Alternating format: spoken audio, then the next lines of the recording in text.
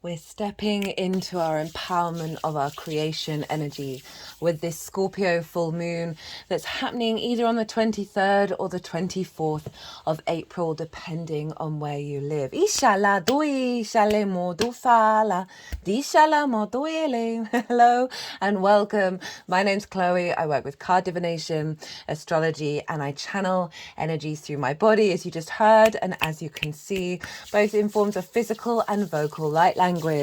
All of this is working with multidimensional energies to bring healing, attunement, and activation codes to the messages that come through in these readings. For those of you who know your time of birth and know your natal chart, I really recommend you check out the sign that falls in your first house first. This is called your rising sign, where your ascendant is. All the signs will be read as if they're in the first house, so the astrology will link in closest to this. However, this never invalidates you looking at any other part of your chart, perhaps where your sun or your moon are, because they are getting activated with this lunation. Just look to wherever that sign is in your natal chart, look to the themes of the house that it's in, and you want to apply those themes along with all the meaning you've got going on in that sign to the messages that come through. It will be as if that sign has moved to the first house, just with all of the meaning of your natal chart. So the astrology will still link in regards to what I talk about with the rising sign, but just with all of that added meaning from your own chart on top of it. Right, I am going to be reading for Taurus in this video. Enjoy. Taurus rising. How you doing, Taurus? So I cut the deck 3 times before starting your reading. Got the King of Swords, the Queen of Swords, and the 9 of Cups. And what this feels like is a recalibration of perspectives that's allowing a clear vision around your emotional body, the sense of gratitude and abundance with that scorpionic energy. I've been getting really clearly with the collective. This is heightened intuition here. Scorpio is fixed water. So it's this fixed energy within us, our fixed intuition that's really being amplified. And I love all of this sword energy showing up because it's in alignment with the square to Pluto that's going on. Right. I'm preempting a lot of what I'm going to be bringing into this reading. So for those of you who don't have Taurus in your rising sign, look to the house that it does fall in your natal chart. Look to the themes of that house, and you want to apply those themes as well as all the meaning you've got going on in the sign of Taurus to the messages that come through. It will be as if that Taurus energy has now, wherever it falls in your natal chart, has now moved to the first house, just with all of the meaning of your personal chart. So the astrology for the rising sign will still link in. Take what resonates, leave what doesn't. Now, regardless of whether Taurus is your rising sign or not, Taurus and Scorpio square one another. This is an aspect of Mars, the god of war, but also the builder and the farmer. Hello, new viewers who didn't quite catch the introduction. I channel multidimensional energies through my body. They come through in these readings.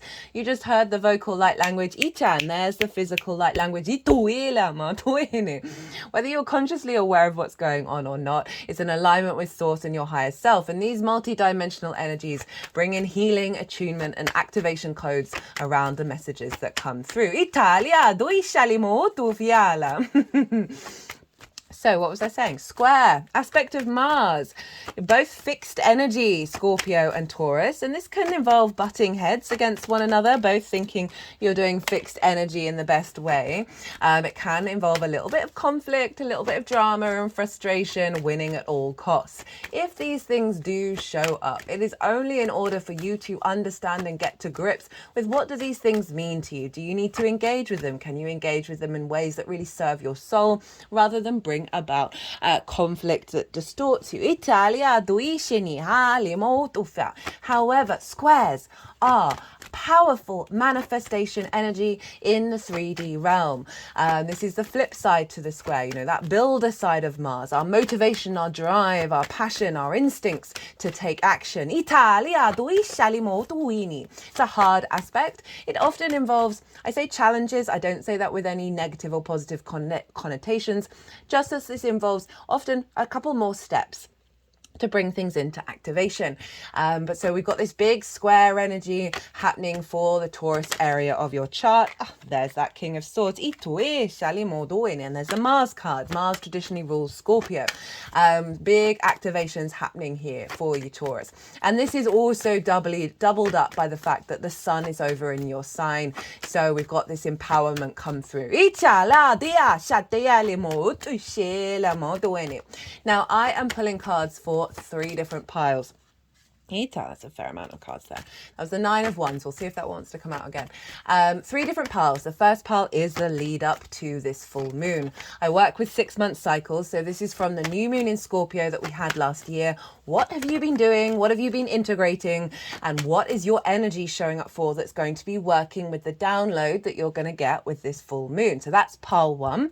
As I said, I work with 6-month cycles. So if you're watching this after the event, I've had a lot on over the last week. Like really, I've been pulled in lots of different directions, which makes sense for my astrology, particularly with all the big events that have happened over the last couple of weeks. And I just didn't have time to get these readings out before the full moon itself. But as I said, these are 6-month cycle videos. So what's coming through with this is, one, it is linked into around the time of the full moon. We often get clues and hints with lunations of how things are going to unfold, but also the next 6 months. So the messages that are coming through aren't just time limited and time sensitive to the full moon itself. Pile 2 is the energy download that you're going to receive at the time of the full moon that's then going to unfold over the next 6 months. And so I see lunations as portals for energy downloads and activation codes, not only just the new moon, but the full moon as well. Because remember, we're constantly in a loop, right? Even a full moon can represent a completion, a sense of an ending. With endings, we have new beginnings, right? And with new beginnings, we've had to have an ending in order to get there. So everything that you've been working on over the last 6 months, this activation code that's coming in with the full moon, this will then unfold over the next 6 months. So that's pile 2. The baseline with pile 2 is always the collective reading. I love the collective readings. They are my favorite. I get to sort of bring in more of the overall energy of this moon. Channeled messages come through, also through the meditations that I do in the lead up to transits. They come up, and then usually I apply certain practices that I've been encountering. I only really talk about things that I've put into practice and I've seen manifest. So big things around that, more sort of esoteric, philosophical energies of how to navigate these cosmic waters. I also break down the astrology in way more detail in the collective reading of how all the celestial bodies are talking to each other at the exact moment of the full moon. And this forms a harmonic blueprint, right? An energetic narrative that's then implemented and embodied within us. And also did a collective tarot reading that was beautiful, and again, as I said, some more sort of channeled messages show up in those readings, as well as with this particular full moon we are bringing in the cross-quarter fire festival of Beltane. We have cross-quarter fire festivals 4 times a year. They are the midpoints between the solstices and the equinoxes, so this is tying us into the longer term yearly cycle that we have that gets instigated at the winter solstice, which for me is more of a new moon. The spring equinox is the cross-quarter moon, the summer solstice is the full moon, and the autumn equinox is the waning cross-quarter moon. Now, the fixed quarter fire festivals, they're the midpoint between the halfway point of the waxing moon in this regard, and then the summer solstice. So this is big manifestation energy that we have here. Spring is springing in the northern hemisphere. In the southern hemisphere, it will be more a big fertility energy that you're then drawing into yourself rather than the outward expression. So Beltane here, this is about a fertility festival. This is about big manifestation. It's been moved to May Day by the Christian dynamic, and it's focused more on the purity of the feminine. However, the pagan earth energies, earth traditions, this is when the horn god, the fertility energy of the masculine, comes into union with the green goddess. And it's celebrated with the full moon that happens either the end of April April or the beginning of May, because people went out into the forest, went out into the land and slept and watched the dawn rise. Now this is about absorbing the fertile energy, the dragon lines, the ley lines that are rampant energy right now. Spring is springing. Everything is building and manifesting in not only the physical plane, but the spiritual plane as well. And so people will go out into the forest, but it's also linked into obviously the union between the masculine and feminine, not gender specific. We have them within us. So it's an inner union as well as that with others under the moon, the full moon of the light of the full moon. So you could see one another, right? And this is quite funny because Scorpio rules the sexual organs. So there is this element of that involved with this full moon, but sexual organs is our creation energy, and that is not just limited to procreation. And that's why I said at the beginning of this video, this is an activation of our empowerment of that, right? That was one of the key channeled messages that came through in the collective reading. I talk in that collective reading in way more detail about Beltane, about the things that you can do around Beltane that help activate that power. If you're watching this after the event, I firmly believe we can retroactively tap into energy, so you can have your own little ritual even if it's after the event. So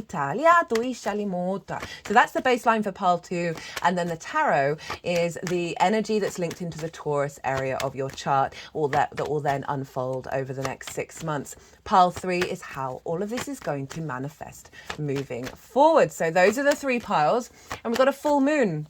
And this represents celebration, illumination of our intuition, heightened intuition, our needs being met, nourishing ourselves and others, our emotional body being in flow, right? We can get this with a full moon. And there's a real sense of coming to an end of a particular cycle, an end in particular of work, and then activating a code with all of that will then unfold over the next 6 months. Now, full moons are also trigger times. I usually break this down in way more detail in all of the full moon videos that I've done. I haven't felt called to do so in this one, so I'm really leaning into that yes, there may be triggers. So our distorted intuition, our needs not being met, and if these things do come up, right, with an opposition, it's about potentially being out of balance. Also, the moon, our unconscious spaces, is really loud right now, so they can come to the surface, but I'm genuinely just not getting that vibe. If you are getting triggered around this, if you do notice triggers, all it is just it's a tool, it's a gift from the sun and the moon. It's for you to then work with that over the next 6 months and integrate and release and find a bit more inner peace around that energy. But again, as I said, I am not really getting that vibe at all. So we're focusing more on sort of a peak energy here of our heightened intuition. I've definitely been picking up of a collective vibe around the fixed water sign of Scorpio, that fixed emotional body, our fixed intuition really being strengthened and empowered rather than distorted. One of the other messages that has been coming up is this sense of any sort of stagnant energy. We think of Scorpio, that fixed water. You can think of the lake, right? Or a body of water that isn't that free-flowing river or ocean. And so often we can come across these bodies of water that, for whatever reason, the ecosystem isn't breaking down what it needs to break down. There's some stagnant energy that is sort of destroying the life within it. It's destroying creation. There's slime. It smells bad. And so there's this, what's happening with this full moon is a release of some of that stagnant energy. And every time I say that, my root chakra starts shaking around, and the sacral chakra. That this is one of the parts of this moon, is releasing that in order to then transform that energy. Scorpio, very transformative. It is the death card, the cycles of life, death, and rebirth.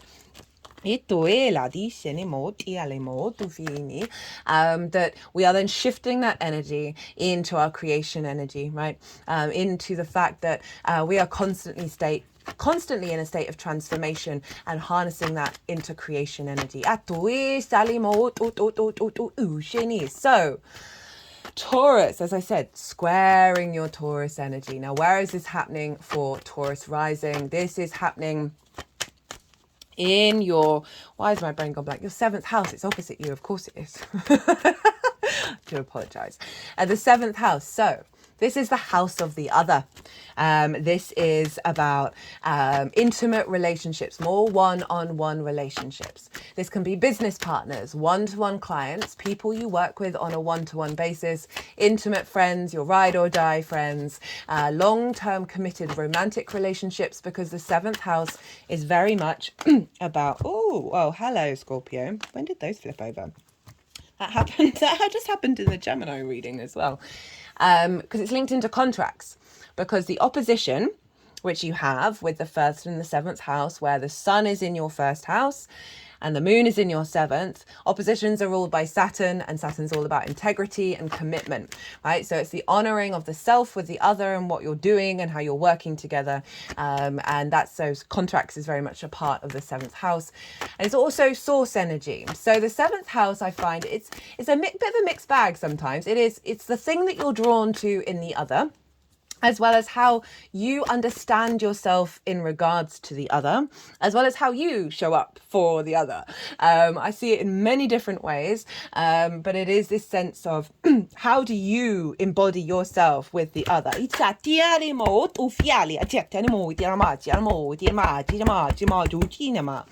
Interesting channeling just came through there. And so the moon is there.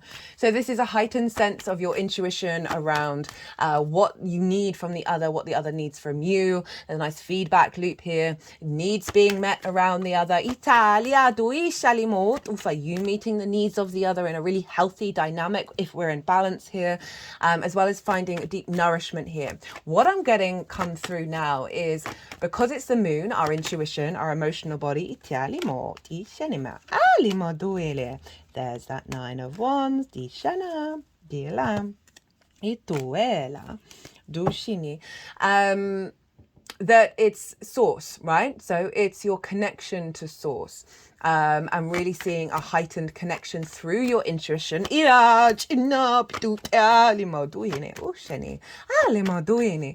that, and that's going to bring into an alignment with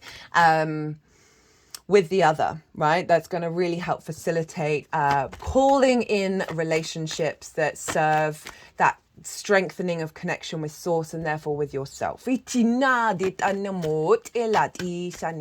just might find an elevation of your understanding of yourself with the other as well. Any distortions that might be there, these are being cleared out. Any sort of old relationships and that how you relate to them, that sort of stagnant energy, right? Scorpio can go into the darkness in order to bring the truth out, right, from it. It's very confident and comfortable being in that space. However, it might stay there for a little too long, and this can lead to sort of some more of the intense emotions that might be a bit distorted, this element of paranoia. This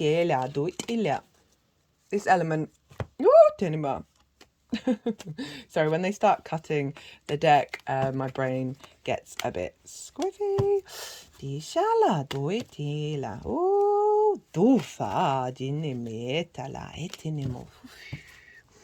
Okay, where was I?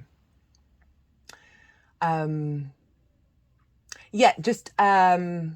it's completely gone. I do apologize. Sorry, when I start cutting the deck, as I said, brain goes.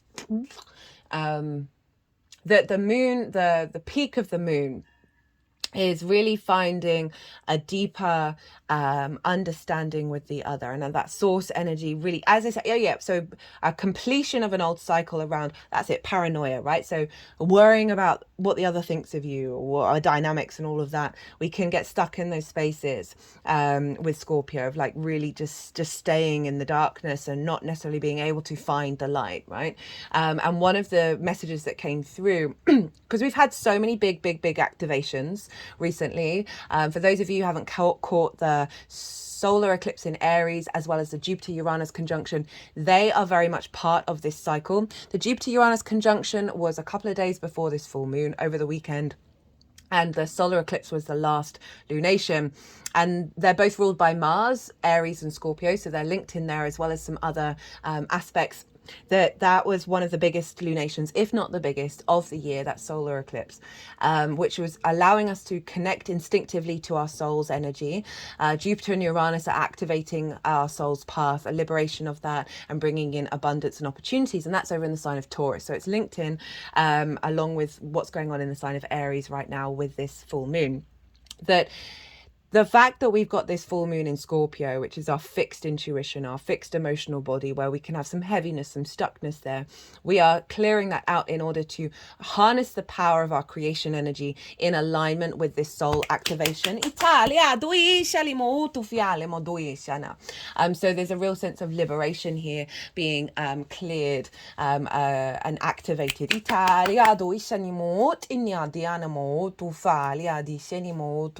You may, so you may just see a real sense of intuitive nature with the relationships that you have in your life. And that's going to unfold. Now, the sun is over in Taurus, in your sign, Taurus. And so wherever the sun is can often shine a light on the journey that you've gone on. And so this might be more vision and clarity around your embodiment of self, which means that you're able to bring in relationships that are allowing yourself to be your unique self. Because the first house is the house of self, right? This is how you embody your sun or your moon in your actions and your deeds. And through whether you got a day or a night chart, which luminary is providing wisdom to your ascendant, which is your navigator through these cosmic waters. So the first house is the lens in which you move through the world. It's your body, it's your appearance, your character, and your sense of self. And it's often how other people see you. So there's something about being visible, yourself being visible to the other, and bringing that into harmony.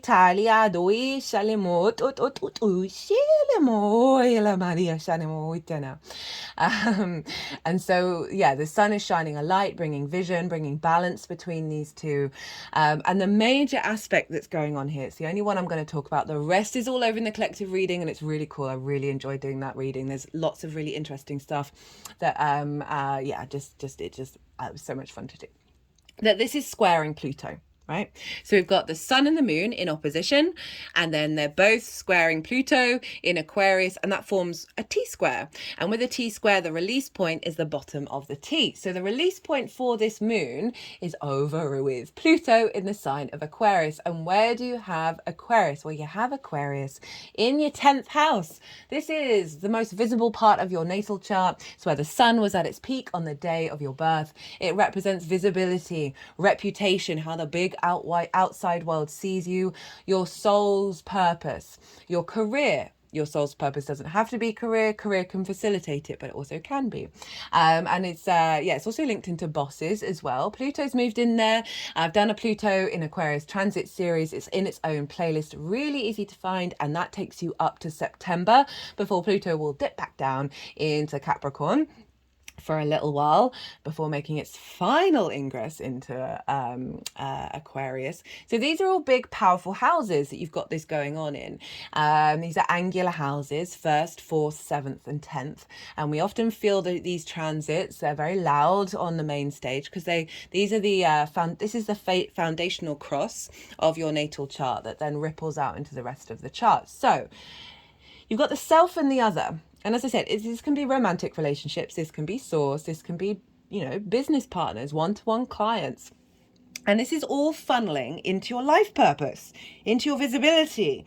So there's a sense of balance coming here of your embodiment and how the other sees you. Pluto represents transformation, the cycles of life, death, and rebirth, which is often why it's very, in modern astrology, linked into ruling Scorpio. For me, it's Mars. I work with Hellenistic principles. It's just how I've seen it in my own practice. Mars has shown up quite loudly with the Scorpio sign. But with Pluto, it's linked into the ancestors, the dead, the riches from the dead, the wisdom, the wounds. It's also about your innate id power, your root power, and your magnetism. Pluto over in the sign of Aquarius is recalibrating you to your universal truth and bringing about a sense of transformative nature around your understanding of your visibility and your reputation, and really activating your power, drawing things towards your career and your life purpose. And this is the release point. So for some of you, this can be a really strong activation around one-to-one clients. You being more visible, there being more balance between you and the other in regards to your career and your life purpose. Again, this could be about a leveling up of a romantic commitment, bringing in of a romantic commitment that's in alignment with your soul's path, as well as business partners. And if we bring in source, this balance between you and source that's allowing your soul's path to magnify and amplify.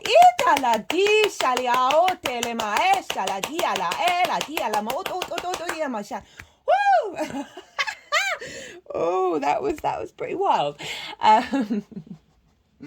Because this is all feeding into your visibility. Right, so that stagnant energy, if you haven't felt visible, if you haven't found that collaboration, or even if it hasn't been very loud, but there's still tendrils there, really feel like Pluto's shifting that gear.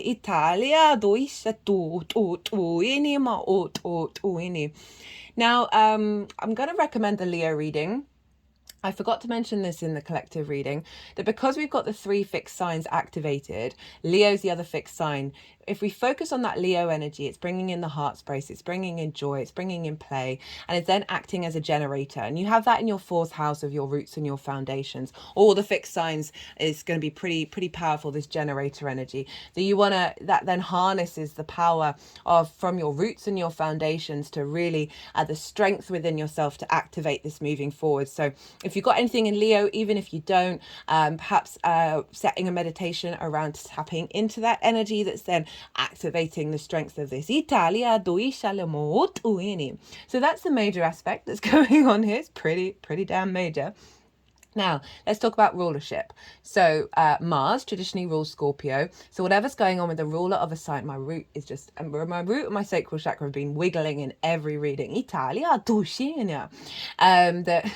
So whatever's going on with Mars is influencing what's going on with this moon. And Mars for you, Taurus, is over in your 11th house. This is the house of good spirits, right? This is your hopes and your dreams, your friends, groups and alliances, and reaping the benefits from that 10th house.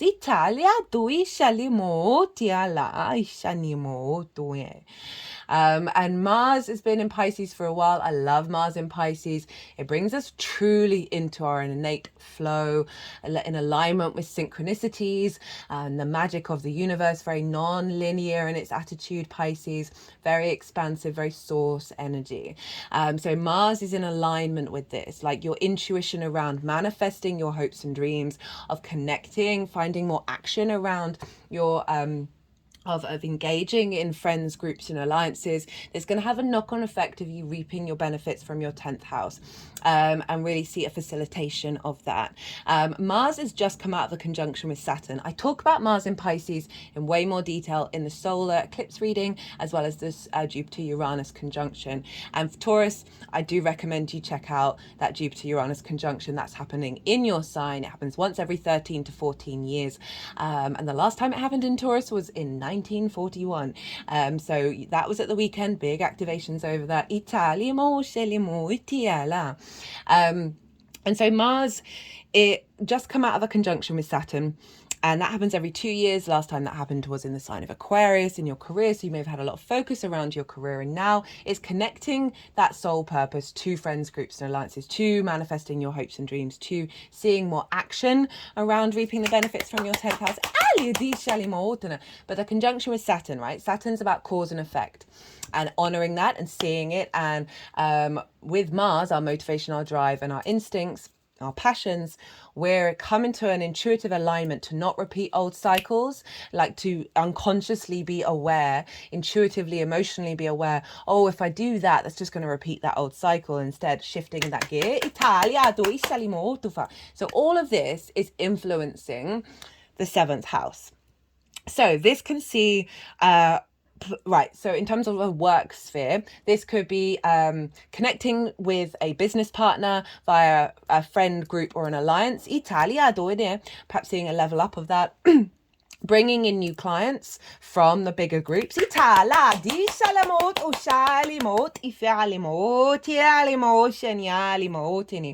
In terms of sort of source energy, seeing your connection to source being in alignment with you taking steps to your hopes and your dreams. In terms of the love relationship, this is through your actions elevating if you're in one, that you're in alignment with your hopes and your dreams. This may see you meet somebody in a group, an alliance, that is bringing in more of a committed relationship. Overall, it's the house of good spirits. So your instincts, your motivations, your drives are in alignment with bringing in good spirits when it comes to the relationship with the other. And so this can really see, especially with clients or friends or whatever it is with the other, of them seeing you in a very sort of intuitive, uplifting light.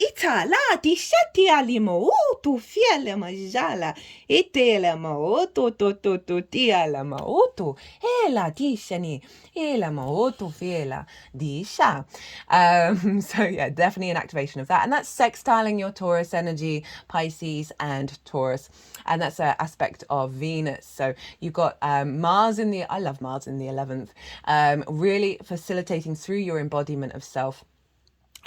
This energy, and that is by aspect but also by rulership, because Pisces is traditionally ruled by Jupiter, and Jupiter's in your sign, Taurus. So there's a real sense of expansion of the wisdom of your embodiment of self, right? Of a real generosity of how other people see you, all feeding into Mars, right? Of connecting to your true self that's then more visible, in friends, groups and alliances, you more in alignment through your actions and expansion of your embodiment of self that's allowing the higher activation of your hopes and dreams through how you move through the world and the action that you take. Which again is activating a cycle of alignment with the other. But also, if we think about what's being cleared out, is Jupiter moving through your first house is making you feel good about yourself and helping bring that into alignment in relationship to any distortions with the other, right? Of really elevating and making sure that you're no longer embodying that in regards to lack of worth and things like that. So that's influencing Mars, but Venus rules Taurus. So as you may well know, one of your rulers. And where's Venus? So Venus is influencing Jupiter from Aries. This is your 12th house, your hidden house, your house of mysteries, right? It's a difficult house, but a magical house nonetheless. It's our unconscious spaces. And this can be trauma responses and limiting beliefs, anxiety, depression, grief, loss, isolation, and all of these things you've been navigating. We've had a lot of stuff going on in the sign of Aries. So this is very empowering energy with Venus being there. I love Venus in the 12th. She's very much, she connects the dots, she smooths, she eases, she brings grace and love and harmony to the 12th house. And she's conjunct Chiron. And underneath all the magic, underneath all those trauma responses and limiting beliefs in your unconscious spaces is the magic of your soul. Chiron is the master teacher, the wounded healer. Talked a lot about Chiron in those other two transits as well, and the mythology around Chiron. So you might want to go check that out. That is, with this conjunction with Venus, Venus brings grace, brings favor and elevation, and a sense of love and appreciation.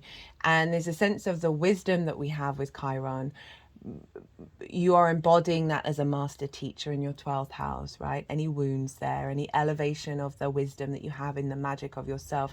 Venus is making that more easy to work with and more available in the way that you share your embodiment of self. So this is affecting Jupiter over in your first, which is bringing into alignment the magic of your soul into your embodiment, and understanding and a wisdom around any wounds that you may have faced and seeing the magic within them. Which is then feeding back into friends, groups and alliances. Again, of this inner charm, this inner light of Venus in the 12th being really visible on an unconscious level to friends, groups and alliances. And also you helping others in their own journey, providing space for that. Italia, or in whatever profession you're in, doesn't matter what it is, we can do that in every profession. Simply by vibrating at that frequency. So Venus is bringing the magic of your soul into your embodiment of self. There's then elevating your confidence and trust in activating your hopes and dreams, finding the motivations and drive to take those steps.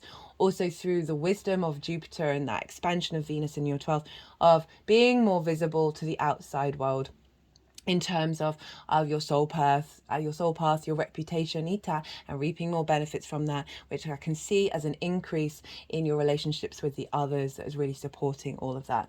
So obviously Aries is ruled by Mars. So Mars is making sure Venus is in alignment with what it's doing over in the 11th house. And I really do see the magic of yourself, as I said, being more visible to friends, groups and alliances. So that is kind of everything that I wanted to say. I mean, there's loads more. I could talk for about 3 hours on every transit for every sign. Look to where your sun and your moon are in your natal chart. Look to the houses that they're in and the themes of those houses. Now, those themes are likely to show up on top of everything that I've just said, because they're getting activated. So that will add on a more personal understanding to this general reading. If you're doing any amplification of this energy, or you want to do manifestation work around this energy, I would recommend bringing in those themes as well, because they are going to be part of this process.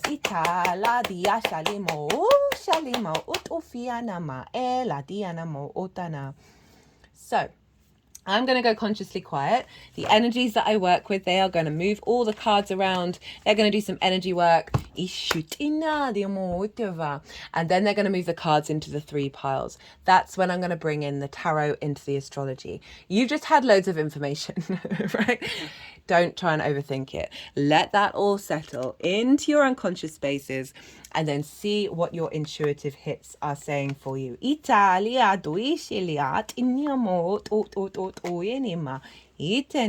While this is all going on.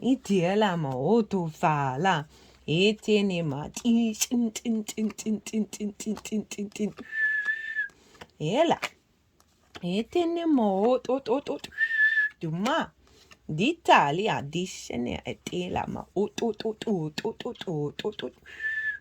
3 nights. I think, yeah, I don't remember the Knight of Pentacles coming out. Ishani,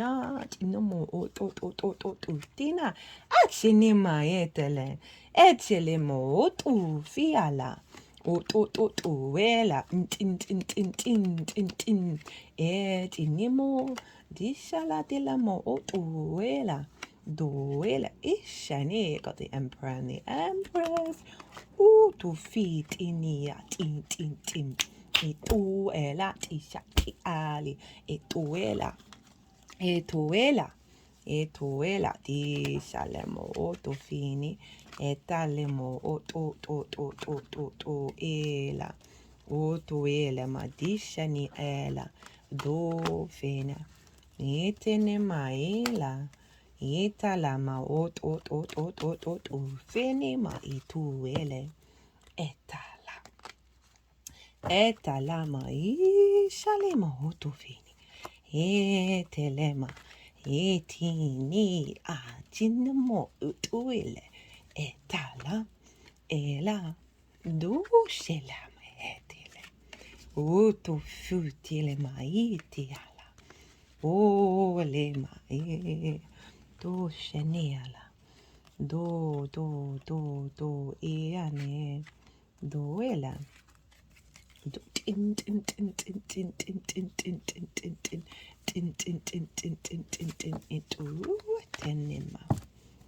Italia, etenema, ela di shelema.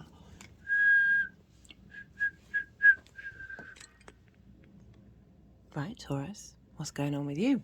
So, the lead up to this full moon, everything you've been working on, integrating over the last 6 months, and then how is your energy showing up that's then going to be working with pile 2. Got the 5 of Wands, the Tower, the 10 of Swords, the Death card, Temperance, 7 of Swords, Page of Pentacles, 3 of Wands, Knight of Wands. So, some difficult energies have been pulled down. You've let them go. You've been refining this stuff. Okay, 5 of Wands. This is the element. There's movement. There's no momentum. There's a lot of sort of conflict, chaos energy here. There's a bit of a dust up going on. It's not quite the 5 of Swords, but there's sort of this friction here. That this is perhaps in terms of the other, that feeling that the other, there's things may have not progressed in the way that you would have liked them to, that there might have always been sort of fighting for energy, fighting like just this low level. Well, why isn't there flow here? Why am I having to do battle? Which not surprising with Scorpio in the 7th, because it is ruled by Mars and there is an arguable level of conflict there. However, this is all being pulled down. We've got the Tower. This is Mars's card. So whether this has been showing up in the 3D or you've simply had time to navigate, okay, I can feel this old pattern within me and I'm going to be spending time working with it. It can be both of those things. The Tower has come along and has pulled this energy down, right? I love the Tower. Don't be scared of it. All the stuff's going on is at the top. Right, this is the superfluous energy. This is not serving you any longer. And so Mars is I also see this as the Uranus card, because Uranus is like one of the mythology references with Uranus is the sky god. We've got the lightning. Uranus is very sort of sudden things, right? And I feel like Uranus and Mars are very much similar energies. But so there may have been some sudden moments over the last 6 months that you kind of felt like this energy shifted. Italia, due shalimot o fala. And that this has come up and you're like, this needs to come down, because you've still got your foundational structure. The root of your soul is still in place. It's just let go. As I say, let go, I drop the 10 of Swords and the Death card. Let go of that energy. There's an energetic shift that's happening. It might have been in your exterior as well as your interior, both worlds. We've got it coming up with the 10 of Swords. So with this pulling down, there's a sense of release of a lot of karmic trauma. They just put the hand at the back of my spine, Italia, and they're kind of moving it upwards. As you can see here on this card, all the swords are along the spine. This represents ideas, limitations, spells, words, constructs that had you felt be immobilized. There's an element of betrayal here. So perhaps this has brought up old patterns in terms of relationships where you're like, well, I've never really been able to be myself, or if I have, it's led to this energy. There's a sense of restriction here that you may have had with the other. This also can link into Source. So perhaps your relationship dynamic with Source has been a bit chaotic, like you haven't quite been able to see the wood for the trees, or feel that connection because there's so much other energy going on, that's being pulled down, and it's allowed this activation of a release of a very karmic cycle of immobilization, right? I feel like this 5 of Wands was perhaps masking the root of this energy. It's also very much linked into sort of past lives and ancestral things that have been activated in this lifetime, which you signed up for, just FYI, my personal opinion, that we signed up for all of the nonsense in our lives. And it's come with the Death card of you going, okay, now I can see a bit more clearly about what's been going on in my life and the awareness of letting go. This is the Scorpio card. I love this card. There's so much going on in it. This is the king. The king is no more. And this represents acknowledging of moving away from things that no longer have an authority over you. There's an element of protection here. This figure is moving towards the sun. So we've got a nice progression here of the sun rising with that 10 of swords, and the sun is coming up, right? So you're heading into visibility of self with the sun being in your first house. Italia, and so there's a real sense of over the last 6 months, you've been able to have that power to be able to go, I see this and I'm going to transmute this energy. Because the next card is Temperance. And this is Sagittarius. This is alchemy of the soul, alchemy of self, right? This figure is about tempering every little part of the self that now remains, having released a lot of energy, that is then bringing your angelic frequency, your soul frequency into the 3D world. You see here, Sagittarius is very mutable. The capacity, it follows Scorpio, of being able to understand that transformative process and be able to adapt to it. And you see here the water is in fact going up into the cup. This represents 1, magic, and also 2, doing things differently and allowing the space for you to do so and acclimatize, right? Integration is so important. This is often a pause card, or at least taking your time, because integration it serves you in this lifetime and the next and the next and the next. And we can be so impatient. And I've really liked seeing all the cards for all the readings so far that is highlighting. And this is often in transits that, show the energy showing up in these readings is we've all collectively been in a state of observance and allowing things to unfold rather than freaking out of what's going on and not necessarily having control over things. So then we've got the 7 of Swords. Now, I love the 7 of Swords. It's a yellow card, which is linked into the sun. So it's really positive, even though bizarrely it has a really bad rep. This figure is stealing away the 5 of Swords. Now, the 5 of Swords is, for me, is of all the cards in the deck, is like, oh dear. And it's about conflict, like proper conflict. It's about winning. And in the 5 of Swords, they've won the 3 of Swords. And at what cost are you winning? It's about the bully mode, the victim mentality. We can be both of these things. It can be the bully in your mind. This can be highlighting the perhaps through the conflict with the other that's caused conflict within yourself, which has provided limitations and blockages. And this figure is stealing that away. This is about doing things differently and thinking differently. So with this alchemization, you are able to step into this space of thinking differently, of thinking beyond this potential conflict energy and allowing more peace within yourself. So the energy that's showing up, all right, I just wanted those two. The energy, so this is a Page of Pentacles of you've been exploring new ways of embodying earth energy yourself with the other. Perhaps you've had more opportunities come up, perhaps receiving more messages in your body, like from source, of where you're headed and what you're going. There's a sense of anticipation. 3 of Wands, Knight of Wands, your energy showing up of how you're working with this full moon. 3 of Wands is the sun in Aries. So we've got a lot of fire showing up here of this unconscious spaces, being in alignment with your embodiment that's then freeing you to be yourself with the other. 3 of Wands, very confident energy. This figure is standing on top of a cliff representing the higher ground. They are about to embark on a new journey. They're not trying to control and micromanage how that journey goes, but they are confident that they are now more fully themselves. Sun in Aries, the I am, the vision, the purpose. That you're going to be able to tackle what unfolds. And we've got the Knight of Wands as well. And this is a real desire to move into the new landscape. There's a sense of momentum, a sense of passion and creativity, of embodiment of this transformation, of you putting it into practice. And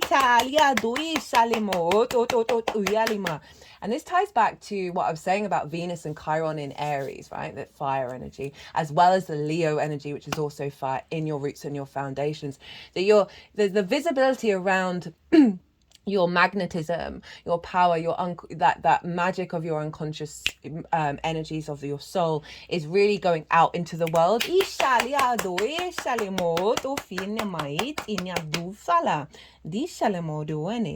I think you've got 3 knights, so there's a real sense of embodiment here, because knights embody their suit. Right, so here you are with half the deck. Whoa. In pile 2.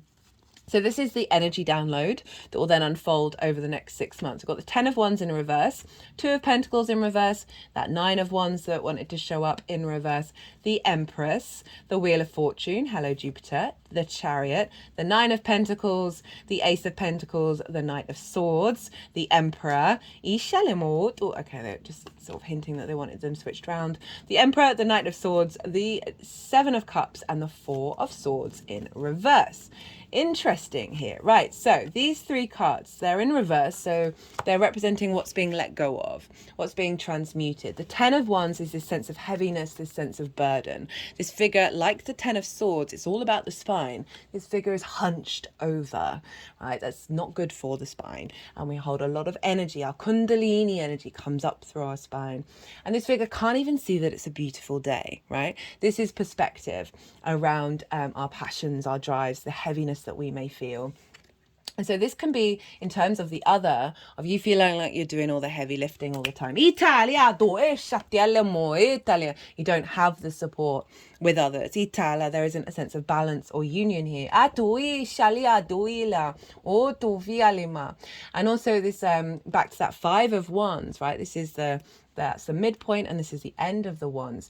That there's this chaos energy, this sort of not having momentum, of not being able to enjoy the experience, that's in reverse, right? So that's being released. 2 of Pentacles. This for me is a survival card, right? Not thriving, surviving, a sense of juggling, of not being able to enjoy the experience again. And again, this is sort of like you juggling everything, and you not necessarily getting being in balance with the other. Italia, and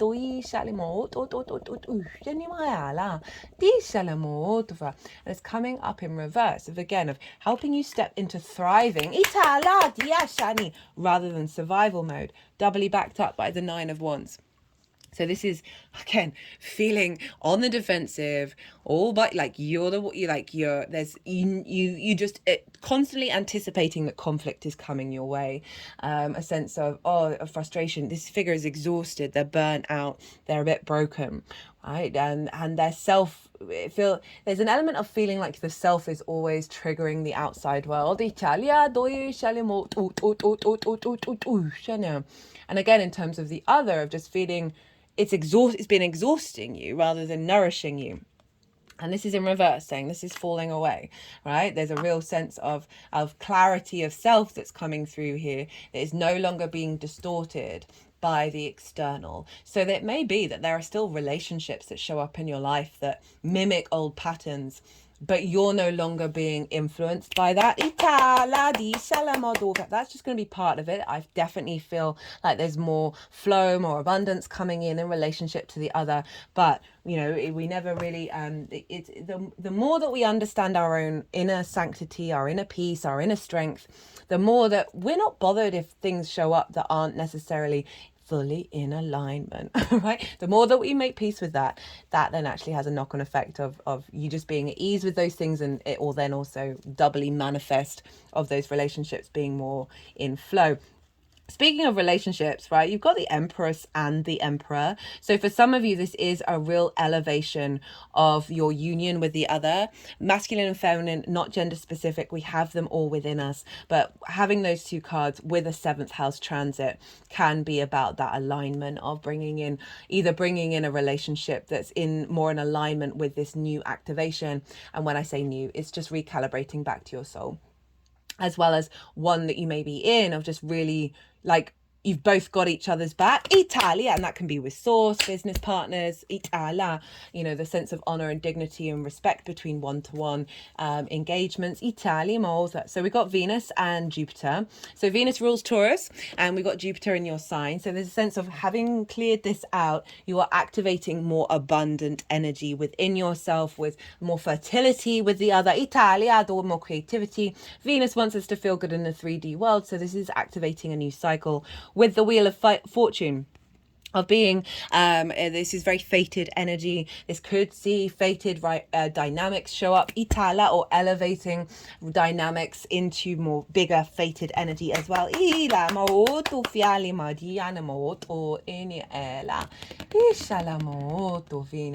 So there's alignment with the hopes and the dreams, okay, of really bringing in more abundance around that, as well as you being seen more in this Venusian energy by friends, groups, and alliances, by the other, that's allowing a heightened sense of power, of your ability to the power to transform the other into a more abundant state. Wheel of Fortune, Jupiter, as I said, more generosity, joviality. You're no longer at the bottom of the wheel. Things are shifting upwards. Italia, Mariana. Okay, so then we've got the Chariot, the Nine of Pentacles, and the Ace of Pentacles. The Chariot is all about the confidence of moving through the world of self, okay? This figure, there are no reins. This figure isn't trying to control things. The reason why they can move with flow through their intuition, Cancer is ruled by the moon, is because they're in balance with the yin and the yang. And I've been talking a lot about the Tao in a lot of the recent transits, of like, the more that we get out of the way of our own nature and allow our nature to unfold, very yin, and observe that, the more we then take action through that. So that's the balancing of the yin and the yang. This is the Victory card. There's a real sense of celebration of your own self moving through the world, and being seen in a very flowing, confident way. Italia doishini. But it is the Victory card, and it's just, if we're linking it into first a house of embodiment, that this figure, again, not getting distorted by the external, and in fact, because of that, you're bringing in more alignment, and you're bringing in more activations with the other that are supporting that rather than distorting it. And with the Nine of Pentacles and the Ace of Pentacles, this is bringing it back down into sort of the earthly plane, very grounded energy. Nine of Pentacles, incredibly independent. This figure knows what actions it needs to take in order to bring about this state of abundance in their downtime, right? So you see all the grapes, they represent the harvest, they represent fulfillment. Italia, doisha, she's hanging out in the garden. And so there's a real sense of whatever's showing up for you, right? This is the activation of the hopes and dreams in alignment to getting you to this place. Relationships that are more in alignment with that, where you aren't sacrificing yourself in the process. And this is bringing in a renewal of self, which is funny because it's the 7th house, which is about the other. But I really do feel like this is activating a deeper knowing of the self that is, again, attuning intuitively to the other in a way that's elevating and supporting, right, that commitment energy, where it's in balance rather than in disharmony. We're thinking about Mars over in the 11th house of hopes and dreams, also reaping the benefits from your 10th house. This can be activating a cycle, again, more clients coming in, being sharing your wisdom with bigger groups.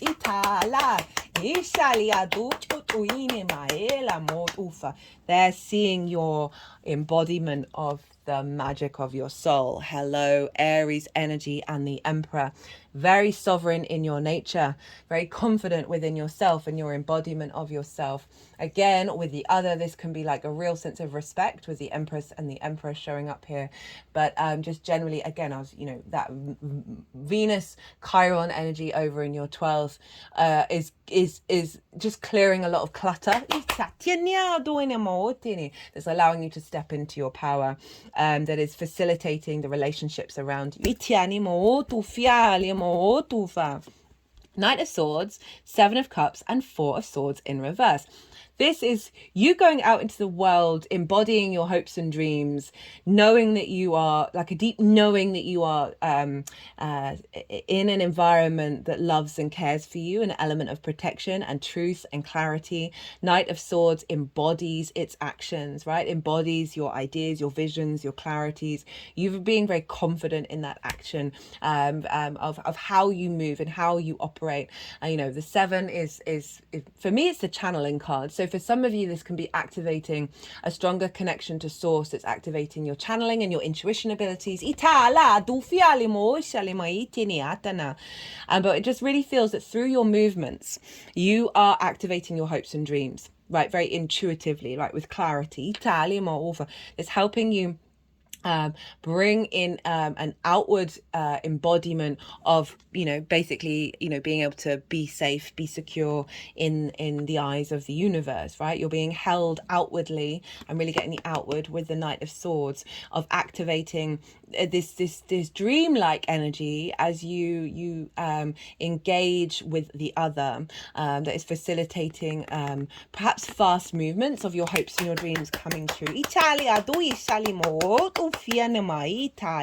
do shana. Is there anything else I wanted to come through with this one?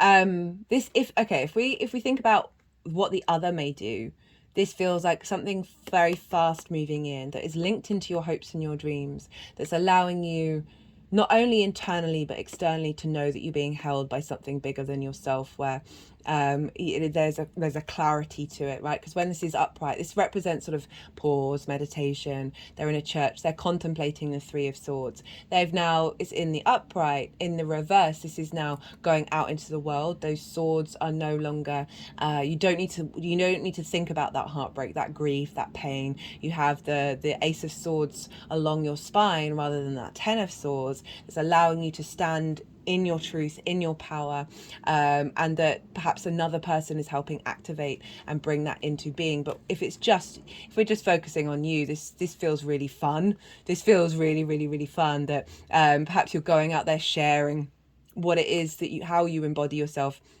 It's allowing you to then tap into bigger hopes and dreams, because we've got the Knight of Cups as well, and this is a very intuitive night with that Queen of Pentacles, lovely nourishment coming in, of you cultivating a deep sense of nourishment on the 3D plane. So this is moving through life, looking through rose-tinted spectacles, but in the best way. This is about moving with flow, with your intuition, with your imagination and your emotional body being in alignment. There's a real thing about embodiment with those 3 nights that is bringing you some passion, some clarity, and heightened intuition. Again, this can be about doing more things with the other. The embodiment of Source, as well as that reflected in your relationships. Okay, how this energy is manifesting moving forwards. We've got the Ace of Cups, the King of Swords, the 3 of Pentacles, the 6 of Wands, a renewal.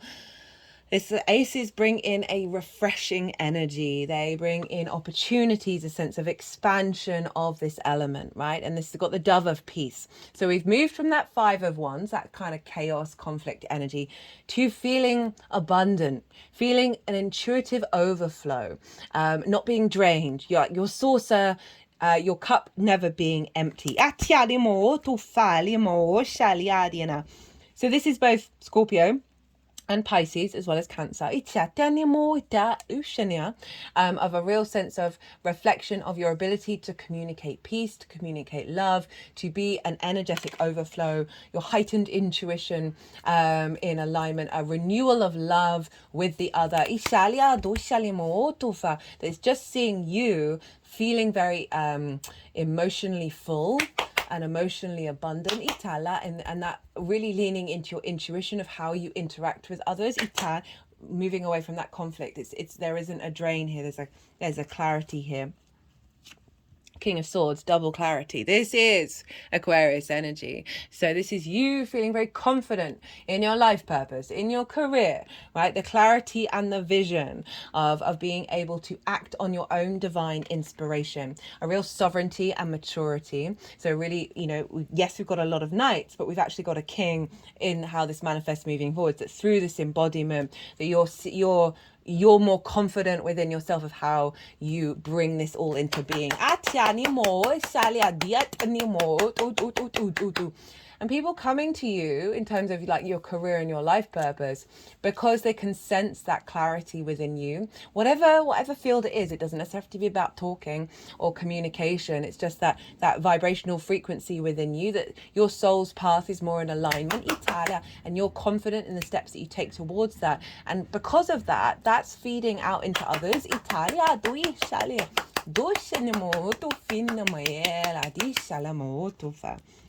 We've got collaboration and a sense of victory here. This is mastery of self, and this figure does what it needs to do through its own joy, its own love. It's not bothered about what other people think about what it does. And through that, it's allowed itself to cultivate a deep sense of mastery and joy and love for what you do. And that can be in any field, just this sense of, you know, earthly self within that Taurian energy. And because of that, it's drawing towards it energies, whether it's internal energies, metaphysical, multidimensional energies, or other people in your life that have other things to offer in order to build something beautiful and long lasting. With the 7th house, this is what's being activated is through the confidence of yourself, you're then drawing towards you perhaps a business partner, perhaps a romantic partner, clients, whatever it is, that is helping create something beautiful in the 3D realm. But there's more a sense of structure, right? You think of this image of feeling good in yourself and safe in this 3D realm. And again, collaboration with others, in alignment with and if we bring it back to source, your transmission of source, which is inherently you. We all have our own way of doing it. 6 of Wands. There's a sense of victory here. This figure has gone out and done the thing, and now they're about to go and have a big banquet, a big celebration. So we've got a victory wreath here. You've got the Chariot as well. So there's a sense of what's being activated here is taking your soul's path to a place of victory and celebration. And that goes back to what I was saying about your magic being more visible. The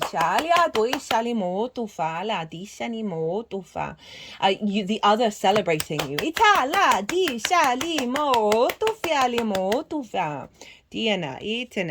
Cut the deck, got the Wheel of Fortune. Spinning, fate, change, fortune.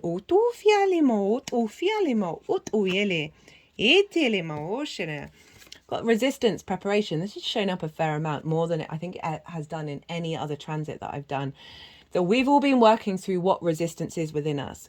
This is why I talked about the Tower a fair amount recently. I've been on the same path myself of allowing the contemplation of what resistance is and what does it mean and how to work with it and then release it. That we've been seeing where resistance means coming up in our lives, and we've been allowing ourselves the patience and the kindness and the compassion to work through that, because it's preparation. Excuse me. That 5 of Wands is very much about sort of resistance and a frustration. We've got harmony, bridges, joy. So bringing in this level of harmony with the other, karma, domino effects. What's been going on is activating a new cycle of karma. And then we've got the moon. That is bringing in harmony and bridges, right? Connection, that opposition, of bringing that into balance and bringing more joy in. Phases, mystery, instincts, discoveries. Your instincts are really, like, generally I'm getting that collectively, really heightened. This is Pisces. So your instincts are really helping guide you towards your hopes and your dreams in a way where you don't have to worry, right? You don't have to worry, am I doing the right thing? Is everything going on okay? There's a real, there's really an alignment here.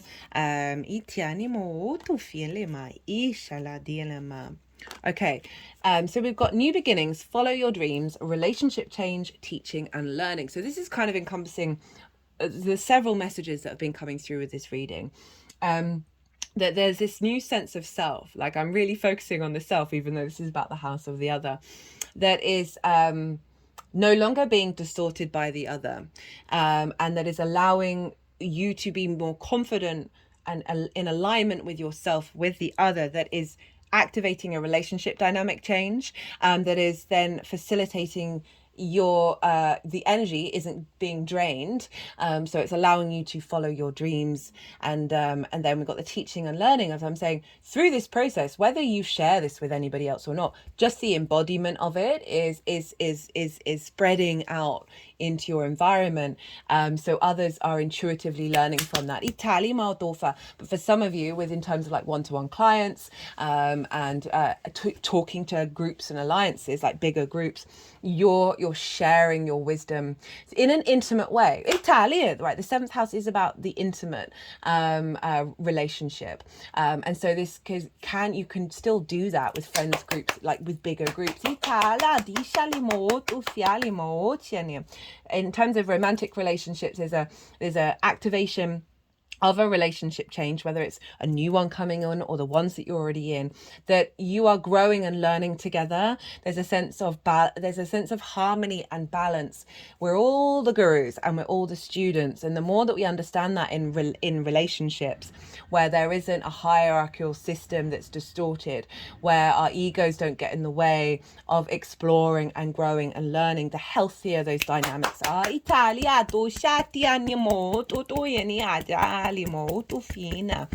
That's allowing everyone involved to follow their own dreams. Right, Taurus, I'm going to leave it at that. I hope you enjoyed this reading, and if anything resonated, if it was in alignment in any way, or if you just enjoyed listening about the tarot and astrology, do hit that like button. It would be an honor and a privilege if you did, and it would bring me a lot of joy, as well as facilitating the expansion of this channel. If you want a personal reading, my website is in the description box, perhaps about this moon, about anything really. We can bring these all in with any kind of question. We're doing with the other, if you've got I practice relationship counseling by looking at both of the charts, whether that's just for one person, ideally for both people, and then working together, seeing how those charts work together. So hit me a line if you'd like to have a reading. But other than that, Taurus, be good to yourselves, be good to those around you, and most importantly, be well until we meet again.